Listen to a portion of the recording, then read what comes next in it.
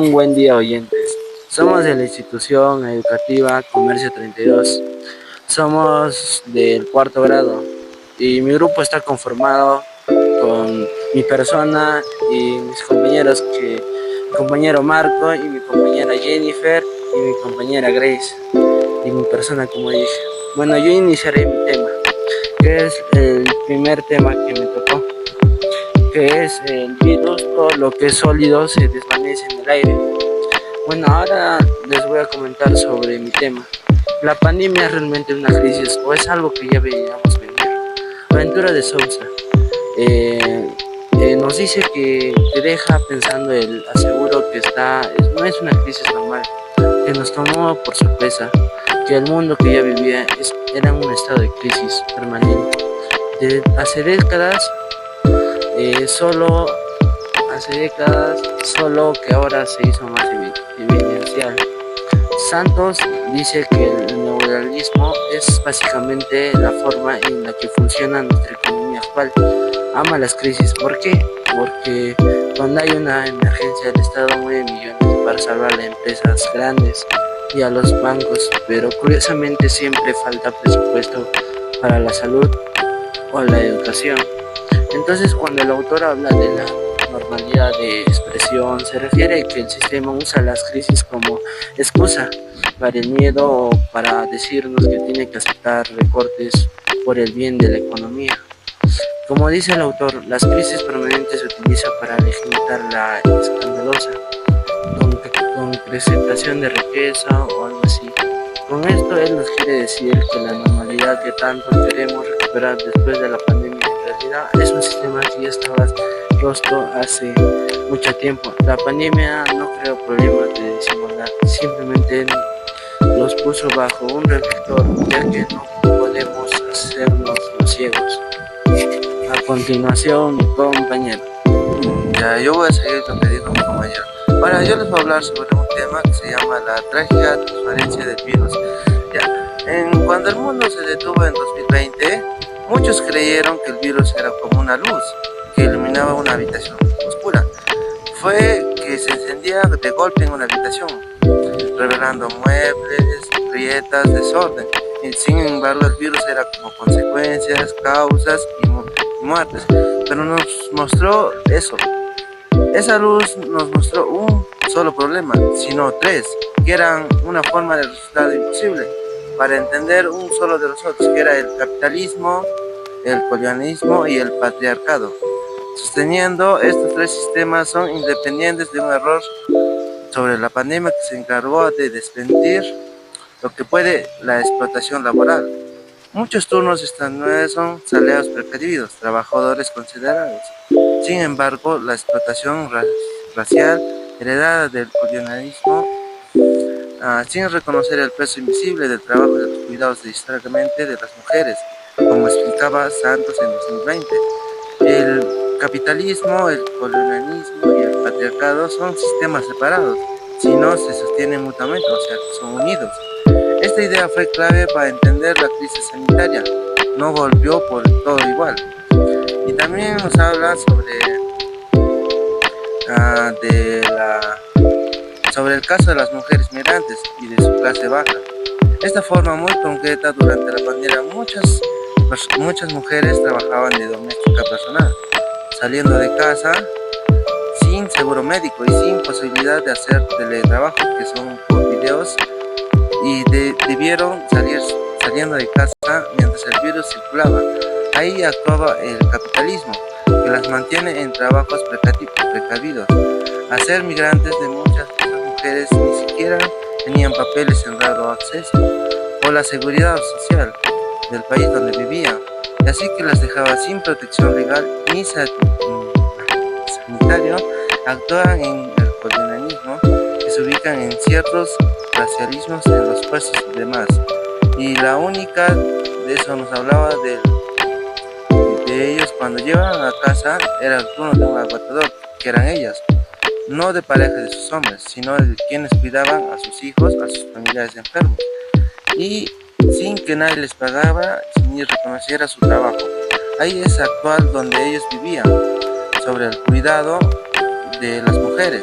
Asimismo, las mujeres podían llegar a 3 cargas al mismo tiempo, con mal pagados, hacer una trabajadora importante y desprotegida por ser migrante y sobrecarga de la mujer. Y también nos habla sobre el acceso de sobrecarga y de muchas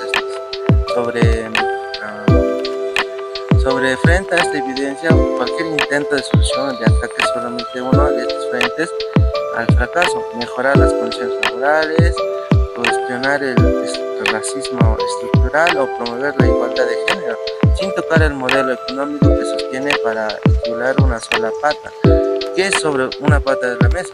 De todos modos, si era el capitalismo, el colonialismo y el patriarcado son 3 patas unidos sobre una misma mesa, sin opresión, sin quitar de una misma mesa.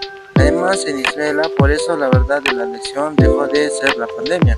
No fue únicamente sanitario sin política, no bastaba por parches aislados, sino transformaba por simultáneo de lo económico y lo racial. Desmontaba un sistema durante siglos y ha demostrado ser capaz de sostener un mismo de 3 enfrentes. Gracias, a eso le voy a pasar a mi compañía. Sí. Bueno, pasemos a un tema clave, al sur de la cuarentena.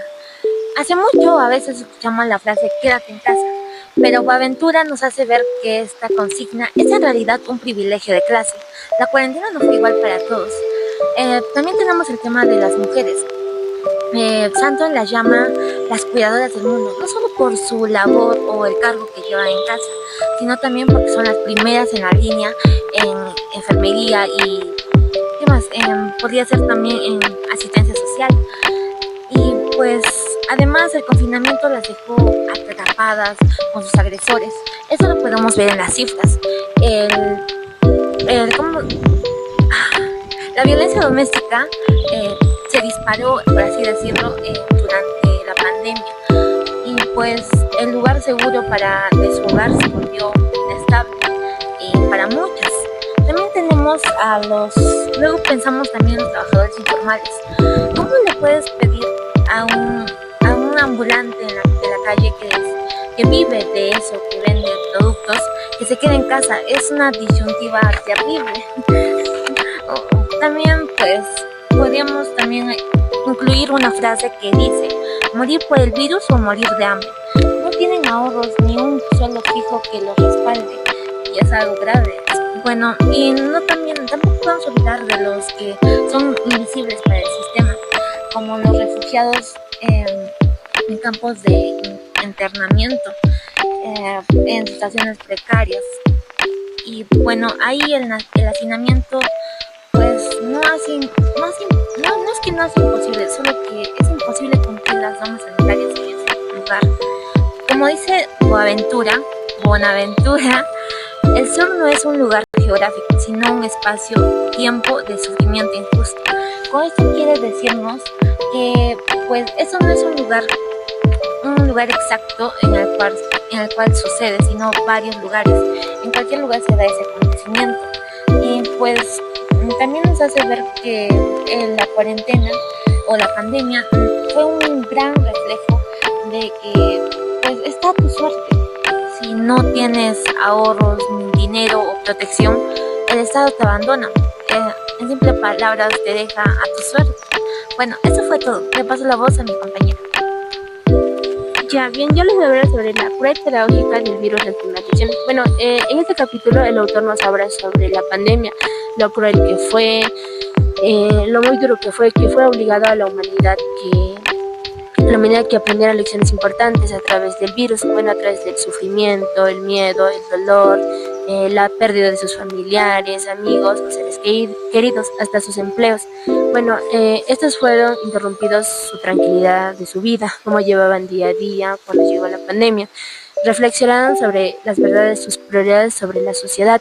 Bueno, también una de las principales que les enseñó fue que todos los seres humanos dependieron de unos a otros, que la pandemia demostró que ninguna persona puede enfrentar una crisis completamente sola, sino que necesita la solidaridad, cooperación, la empatía, que son fundamentales para superar los problemas. Muchas personas ayudaron a sus vecinos, compartieron alimentos, apoyaron a los más necesitados y bueno, trabajaron juntos, adelante. Bueno, también el autor nos habla sobre la importancia de los trabajos esenciales como enfermeros, médicos, policías, profesores, agricultores y trabajadores. Antes de la pandemia, pues muchas de esas labores no eran importantes o suficientemente valoradas, pero durante la crisis se comprendió que son indispensables para la sociedad.